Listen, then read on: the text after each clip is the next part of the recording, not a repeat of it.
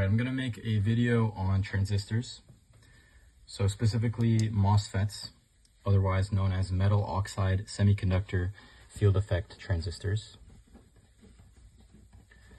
MOSFETs. So before we get into that, what exactly is a transistor? Well, a transistor is an electrical component. It's essentially just a switch that can be controlled by electricity. In the most basic sense, all it is a switch. There are two types of MOSFETs. There are PMOS and NMOS MOSFETs. And let's look at what the schematics look like for them, the symbols. For PMOS, you have a circle. For NMOS, you have the same thing without the circle. Now, the anatomy of a transistor, MOSFETs have three components. So they have a gate, a source, and a drain. And similarly, the PMOS has a gate, a source, and a drain. The idea is, if you apply a voltage to the gate, this switch will open and it will allow current to flow from the source to the drain. In the case of the NMOS. In the case of the PMOS, it's actually the opposite. You actually need a low, or if you do give it voltage here, you actually have no current flowing from the source to the drain. And if you don't have a voltage there, then you have current flowing from the source to the drain. So it's just an inversion. And that circle helps us remember that. Typically that circle in digital electronics represents a NOT gate or an inverter. So that lets us know that when G is low, we have current. When G is high, we don't have current. For the NMOS, when G is high, we have current. When G is low, we don't have current. So this is more of an intuitive. The NMOS is a little bit more intuitive, but the PMOS we know is just the opposite. Okay, let's talk a little bit about the applications. So the most basic problem we want to solve in digital electronics is inverting a bit. We just want, if you give me a 0, I want a 1. If you give me a 1, I want a 0. And how do we implement that using transistors? Well, it's actually quite simple. You only need 2 transistors to do that. The way we do that is we take our input signal, we branch it. The top branch goes through a PMOS and the bottom branch goes through an NMOS. We connect the signals there. That goes to positive voltage. We'll just say, plus whatever voltage, 3 volts. This goes to ground. And then this is our output. So that is our input and our output. Let me prove to you why this works. So let's draw the truth table. So let's say we have A and we have Y. If A is 0, as I said earlier, the PMOS lets current flow. So we have a path from 3 volts to Y, which suggests that Y is high. But let's check the NMOS. If A is 0, our NMOS gate is 0, so it's preventing current from coming into here and going out to ground. So there is a direct connection from positive 3 volts to Y, or high to Y, and there is no direct connection from low to Y, making Y 1. So Y is logic high. What if A is high? Well, if A is high, that closes that switch right here, because it's PMOS. That closes that. So there is no connection from 3 volts to Y. And there is actually a connection from ground to Y, because now this switch is open, so there is a connection from there. So Y is now grounded, so Y is logic low. So that is a NOT gate. And the symbol for that is like the triangle. So yeah, this is the most basic implementation of a NOT gate. It has 2 gates, one PMOS, one NMOS, and that's how they're connected. Let's go on to a little bit more interesting one. So you might have heard of AND and OR gates. We're actually going to look at the NAND and NOR implementations. It turns out that it's actually simpler to implement a NAND and a NOR. So let's first look at NOR. So NOR looks like this. You have 2 inputs now, and you have the inverter at the top. So that means you invert the output of the OR, and then you get a NOR. Let me show you how this works. So we have our PMOS input. Those are connected in series. that's plus voltage. And then we have our NMOS inputs.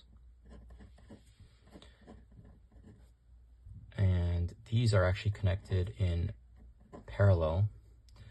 So that's A, that's B, and then we connect those like that. And this is our output Y. That's A and that's B. Let's walk through the truth table for this, see how this actually works. In this case, we have two inputs, so we have 4 possible outputs. So let's say they're both 0, A and B are 0. What is Y?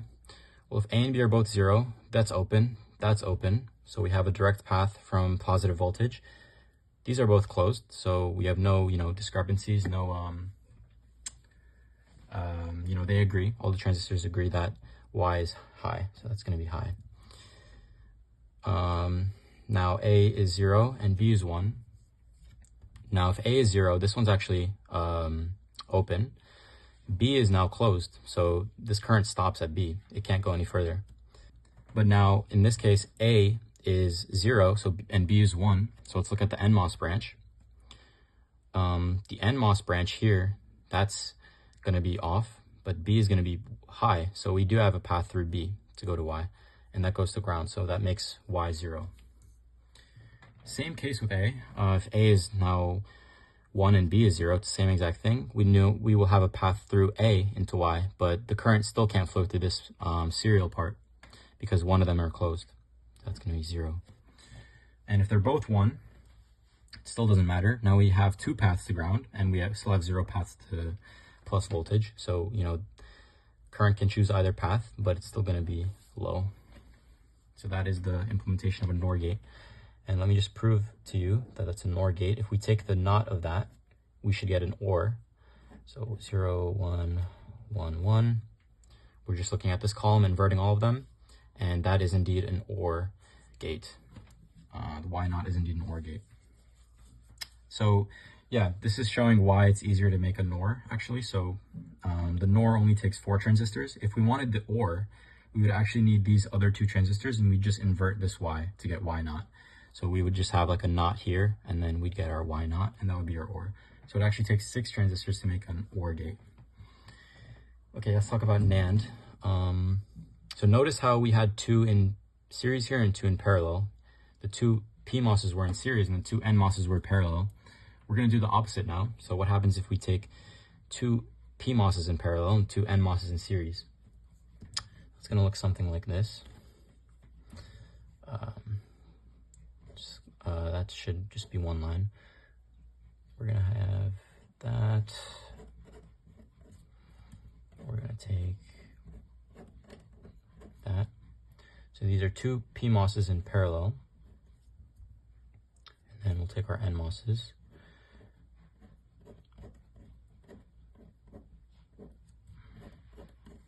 So we'll make that A, make that B, A, B, and that's going to go to ground, and that's going to go to our output. Okay. So walk through what happens here. So this is actually a NAND. NAND looks like that. So it's an AND gate, it has 2 inputs, and it has a NOT at the end of it. Take A, B, and Y, see what happens. So if A and B are both 0, let's see if A and B are both 0. These switches are closed. These switches are both open, so we're going to get a 1. A is 0, B is 1. Same thing, we still have a path to positive voltage, so that's a 1. Similarly with A, if A is 1, it's still 1, because we have this path to go through. We have this path to go through, and these are closed because we have, as long as one of these are closed, there's no way for ground to get to Y. So that means we have Y is 1. If they're both 1, now these are finally both closed, but now this is open because this switch is open and this switch is open. So it allows ground to go to Y. That makes ground connected to Y, so Y is low. And that's a NAND. And let's take the NOT to prove that it's AND inverted. Let's be 0, 0, 0, 1. And as we know, AND is only true when they're both 1. So that is indeed an AND. and that is a NAND, and this is an OR, and that's an NOR implementation. So yeah, again, we take 4 transistors to make a NAND. If we wanted the AND, we would just have to put an inverter at the end. So it would take 6 transistors to make a AND gate. Okay, let's talk a little bit about some design principles. So you might have noticed some things. You might have had some questions as I walk through this. The number of PMOSs is always equal to the number of NMOSs. In good circuit design with transistors, our number of PMOSs is always actually equal to the number of NMOSs.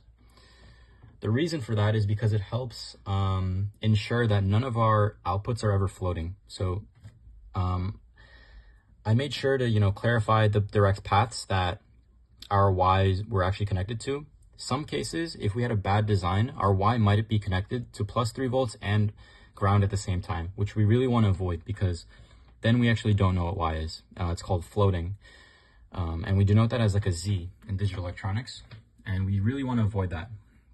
We want to be sure that we can say our Y is logic 0 or logic 1.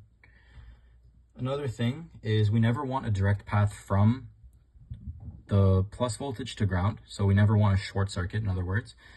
If we have that, our whole transistor circuit would just be rendered useless because all the voltage would just go to ground. None of it would bother going through our transistors. So we want to actually have our voltages go through our circuit. If we had a direct path somewhere, like if we had some other wire that would just go directly to ground, our circuit wouldn't work. And one final thing, the idea of pull up and pull down. So our PMOSs are responsible for our pull up network. This is always true. In good circuit design, this is a very key principle that our PMOSs are meant for pull up and our NMOSs are meant for pull down. All that means is our PMOSs are always going to be connected to our positive voltage. As you can see everywhere here, our PMOSs are actually what are connected to our positive voltage. And our NMOSs are what are connected to our ground. So pull down, the NMOSs go to ground, and the PMOSs go to plus voltage. And that's essentially it. That's all I wanted to cover today. And I hope you enjoyed the video. Thank you for watching.